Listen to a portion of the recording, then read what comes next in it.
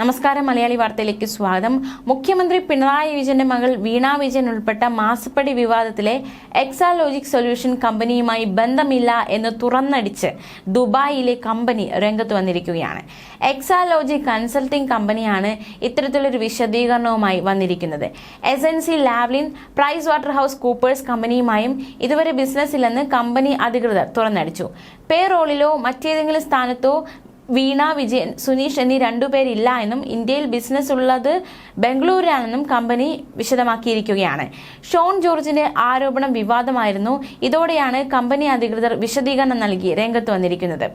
കമ്പനിയുടെ സഹസ്ഥാപകൻ സസൂൺ സാദിഖ്, നവീൻ കുമാർ എന്നിവരാണ് വിശദീകരണം നൽകിയിരിക്കുന്നത്. അതേസമയം ഈ ഒരു ആരോപണം, അതായത് ഷോൺ ജോർജിന്റെ ആരോപണങ്ങളൊക്കെ തള്ളി കഴിഞ്ഞ ദിവസം തോമസ് ഐസക്കും രംഗത്ത് വന്നിരുന്നു. അദ്ദേഹം ഫേസ്ബുക്ക് പോസ്റ്റിൽ പങ്കുവച്ച കുറിപ്പിന്റെ പൂർണ്ണരൂപം ഇങ്ങനെയാണ്: ബാംഗ്ലൂരിലെ എക്സാലോജി കമ്പനി CMRL കമ്പനിയുമായി സർവീസ് കരാറിൽ ഏർപ്പെട്ട് നിയമാനുസൃതമായി ഫീസ് വാങ്ങിയതിനെ മാസപ്പടിയായി കഴിഞ്ഞ ഏതാനും മാസങ്ങളായി മാധ്യമങ്ങളും പ്രതിപക്ഷവും ആഘോഷിച്ചു വരികയായിരുന്നു.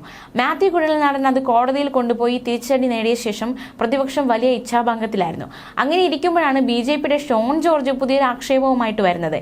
എക്സാലോജിക്കിന് ദുബായിൽ രജിസ്റ്റർ ചെയ്ത സ്ഥാപനമുണ്ടത്രേ.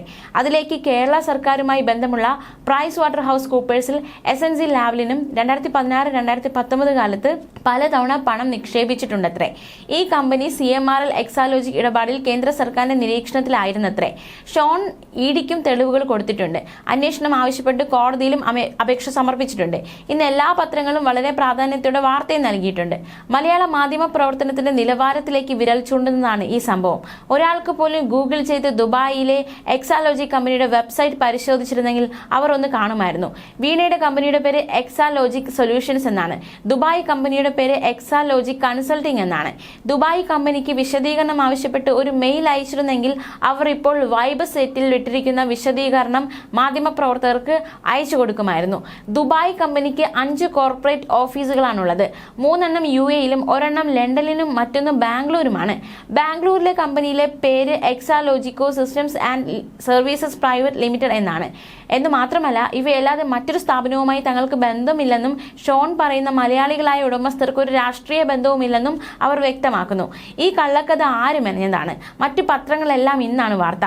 പക്ഷേ ഷോണിന്റെ പത്രസമ്മേളനത്തിന് മുമ്പ് ഇന്നലെ തന്നെ മനോരമ ഒരു എക്സ്ക്ലൂസീവ് പോലെ ഇത് സംബന്ധിച്ച് 1ാം പേജിൽ തലക്കെട്ടായി കൊടുത്തിട്ടുണ്ട്. ആരിൽ നിന്ന് പഠിച്ച കഥയാണാവോ ഇത്? റിപ്പോർട്ടിൽ ഒരു ബോക്സിൽ എന്നെക്കുറിച്ചും പരാമർശമുണ്ട്. കിഫ്ബി മസാല ബോണ്ട് കേസിൽ ED അന്വേഷണം നടത്തവേ ഇത് സംബന്ധിച്ച് 1 വർഷം മുമ്പ് വിവരം ലഭിച്ചിരുന്നു അത്രേ. ഇനിയാണ് ഹൈലൈറ്റ് എന്ന് പറഞ്ഞാണ് അദ്ദേഹം തന്റെ ഫേസ്ബുക്ക് പോസ്റ്റ് പങ്കുവച്ചിരിക്കുന്നത്. ന്യൂസ് ഡെസ്ക് മലയാളി വാർത്ത.